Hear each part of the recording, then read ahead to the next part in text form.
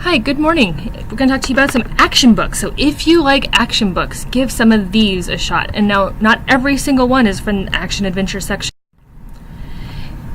You might like An Ember in the Ashes by Sabah Tahir. In this book, under the martial law, Defiance is met with death. Those who do not vow their blood and bodies to the Emperor risk the execution of their loved ones and the destruction of all they hold dear.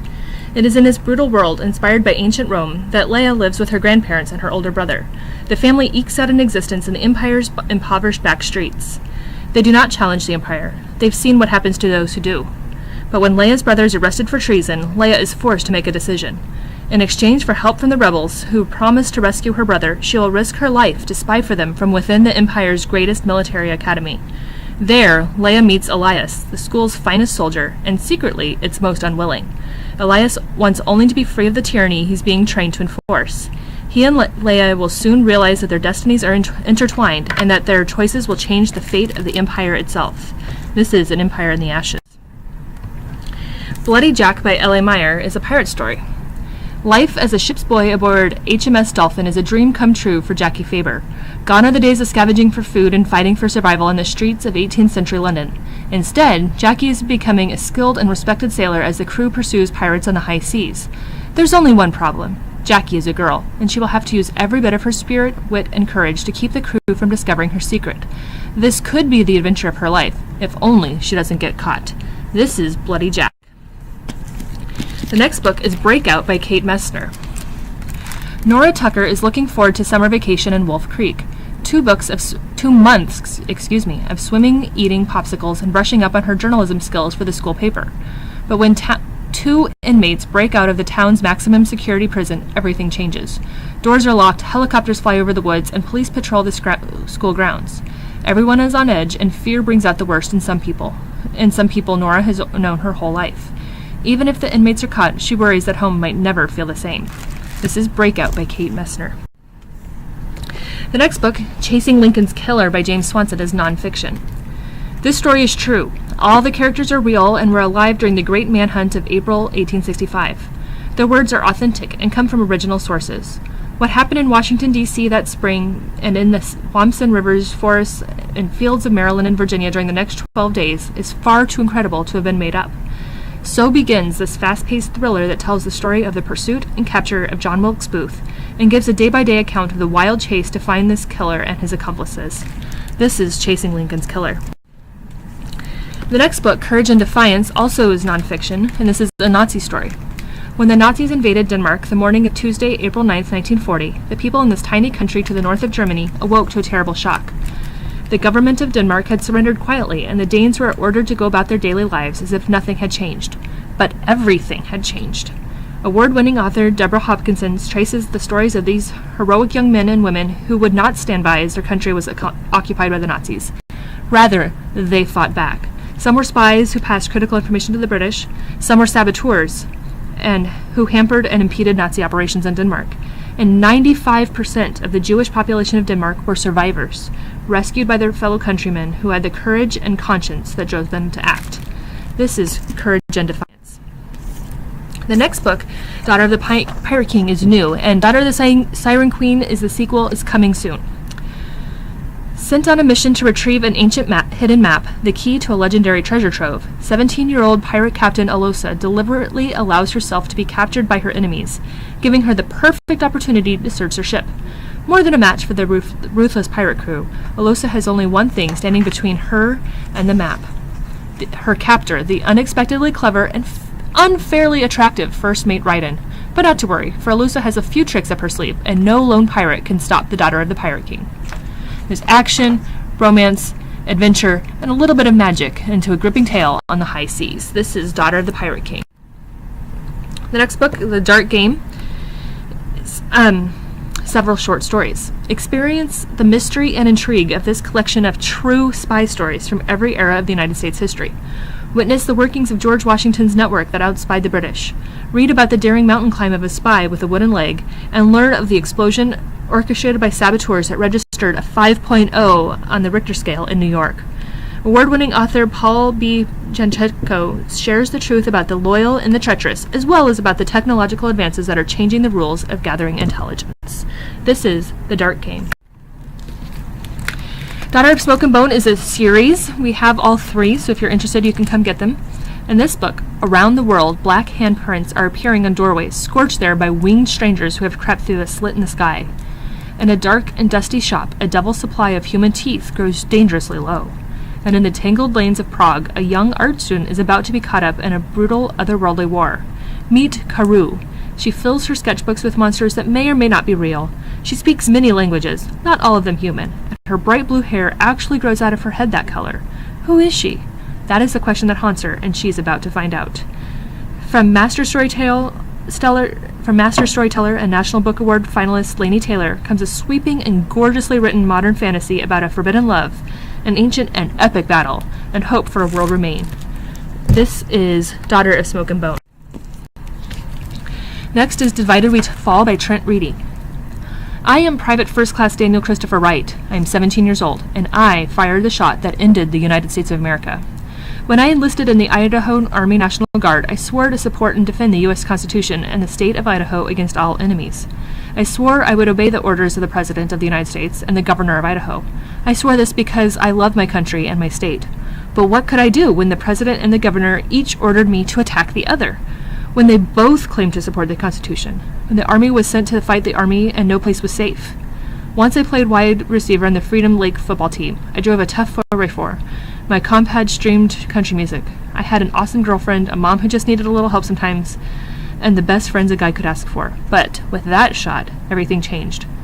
May God forgive me. May God in heaven forgive us all. This is Divided We Fall. The next book is The False Prince. 4 boys, 1 treacherous plan, an entire kingdom to fool. In a faraway land, civil war is brewing. To unify his kingdom's divided people, a nobleman named Connor devises a cunning plan to find an impersonator of the king's long-lost son and install him on the throne. 4 orphans are forced to compete for the role, including a defiant and clever boy named Sage. Sage knows that Connor's motives are more than questionable, yet his life balances on a sword's point. He must be chosen to play the prince, or he will certainly be killed. His rivals will be devising their own plots as well, so Sage must trust no one and keep his thoughts hidden. As Sage moves from a rundown orphanage to Connor's sumptuous palace, layer upon layer of deceit unfolds until finally a truth is unveiled that may very well prove more dangerous than all of the lies taken together. This is The False Prince. Next is the Genius Files by Dan Gutman. It's a series.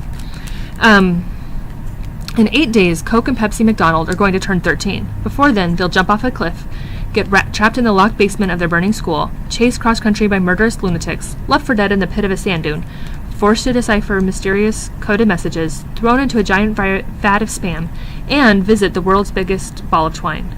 There's more, but if we told you, we'd have to kill you. This is the Genius Files. Next up is Half a King. Prince Yarvi has vowed to regain a throne he never wanted, but first he must survive cruelty, chains, and the bitter waters of the Shattered Sea. And he must do it all with only one good hand. Born a weakling in the eyes of his father, Yarvi is alone in a world where a strong arm and a cold heart rule. He cannot grip a shield or swing an axe, so he must sharpen his mind to a deadly edge. Gathering a strange fellowship of the outcast and the lost, he thinks they can do more to help him become the man he needs to be than any court of nobles could. But even with loyal friends at his side, Yarvi learns that his path may end as it began, in twists and traps and tragedy. This is Half a King. Next is I Am a SEAL Team 6 Warrior by Howard Wasden. When the U.S. Navy sends their elite, they send the SEALs. When the SEALs send their elite, they send SEAL Team 6, a secret unit made up of the finest soldiers in the country, if not the world. This is the dramatic tale of how Howard Wasden overcame a tough childhood to live his dream and enter the exciting and dangerous world of U.S. Navy SEALs and Special Forces snipers. Similarly is The Making of a Navy SEAL by Brandon Webb. Members of the Navy SEAL Elite Sniper Corps must complete some of the toughest and longest military training in the world. This book is the dramatic tale of how Brandon Webb overcame a tough childhood to live his dream and enter the exciting and dangerous world of Navy SEALs and Special Forces snipers. From his grueling years of training in naval special ops to his combat tours in the Persian Gulf and Afghanistan, The Making of a Navy SEAL is a rare look at the inner workings of the U.S. military through the eyes of a covert operations specialist. Next is Master of Deceit. King, there is only one thing left for you to do. Take it before your filthy, abnormal, fraudulent self is bared to the nation.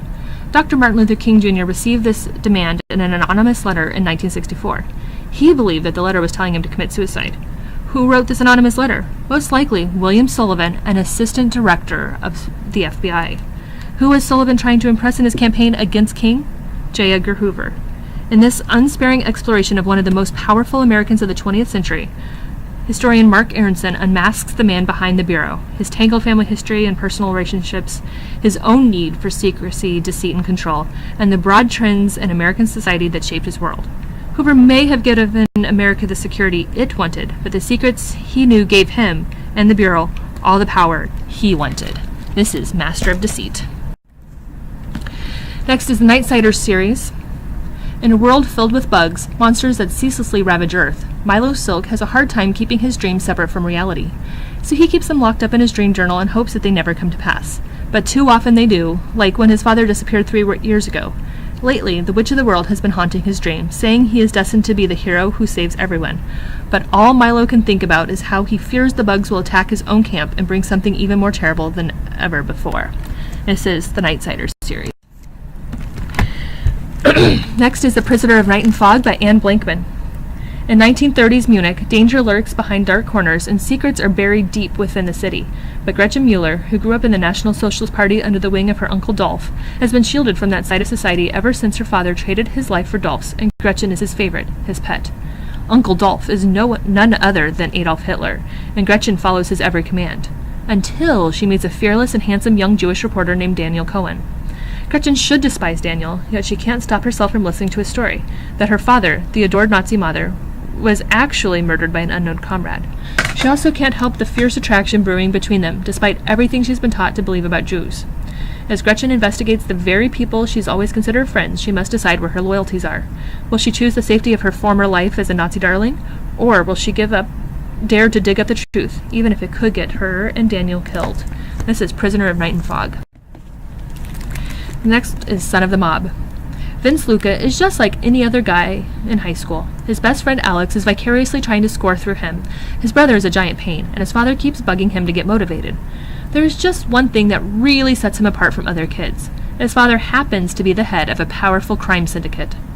While Vince's family connections can be handy for certain things, like when teachers are afraid to give him a bad grade, they put a serious crimp in his dating life. How is he supposed to explain to a girl what his father does for a living? But when Vince finally meets one who seems to be worth the trouble, her family turns out to be the biggest problem of all, because her father is an FBI agent and is the one who wants to put his father away for good. This is Son of the Mob. Next is the Spy School series by Stuart Gibbs. Agent Ben Ripley, age 12. Mission: survive the science school that is really a front for training junior CIA operatives, and try to get the girl. Objectives: first, find the devious double agent who has infiltrated the school. Second, try not to die. Third, prove to everyone that you are capable of being a spy, save the day, and try not to look like such a nerd while doing it. Destroy this note once you've memorized it. This is the Spy School series. Next is Surrounded by Sharks. He couldn't sleep. That's how it all started. When Davy wakes, just as the sun is rising, he can't wait to slip out of the cramped hotel room he's sharing with his family. Leave it to his parents and kid brother to waste an entire day of vacation sleeping in.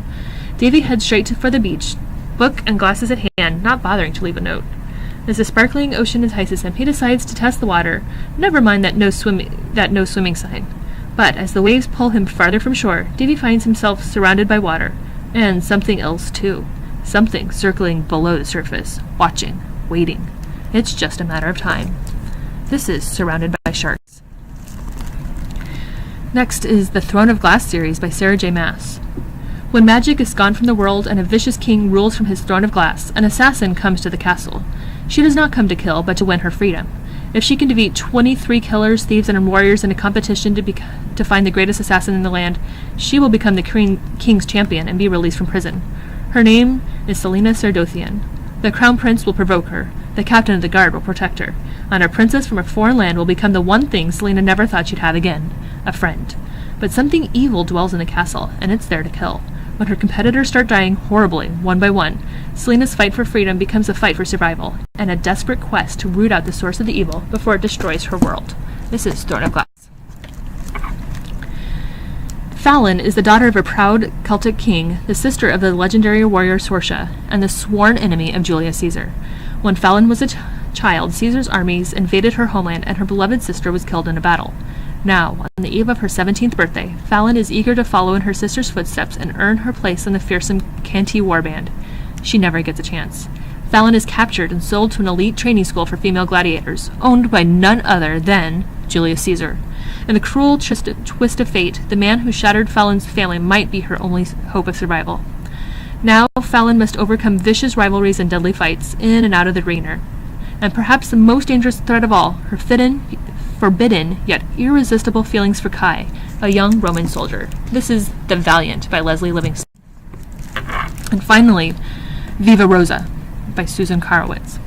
13-year-old Rose Solomon thought her brother left El Paso for life on a ranch, but the newspaper photo in Pickens' General Store reveals the truth, for there stands Abe, pictured right alongside Pancho Villa and his revolutionary army. Rose is determined to get her lying brother home where he belongs, but her plan to contact him goes awry when she's kidnapped and taken to Pancho Villa's hideaway. Deep in the desert, Rose sees no sign of Abe and has no hope of release.